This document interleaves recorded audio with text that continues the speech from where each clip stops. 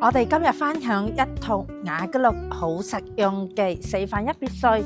今日我哋嚟到許柏灣畔呢個小區呢，係有5個區聚埋一齊，隔離呢就係雅居樂老細嘅莊園，呢度就係前花園。呢個業主呢係澳門人，前年呢重新裝修過嘅屋入邊嘅定製櫃啊，全部都已經做好晒，拎包就去入住。呢個廚房嘅位置呢，係用咗側邊花園加建出嚟嘅，睇下就係真係港澳人士最中意用嘅電磁爐，用得放心。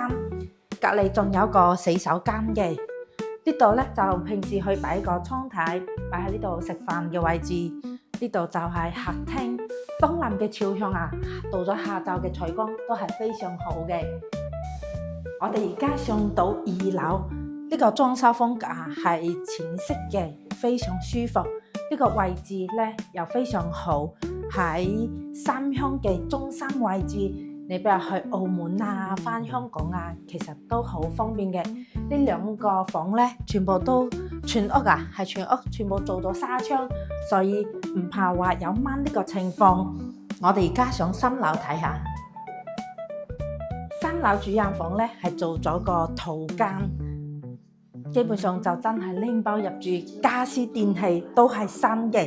呢個業主都係作為一個度假房，而家就真係唔準備翻嚟三鄉，先諗住將呢層別墅放出去嘅。你睇下嗰時裝修嗰時就真係好用心啊！呢個圍欄呢自己加闊出去嘅，成個露台嘅空間呢就更加大。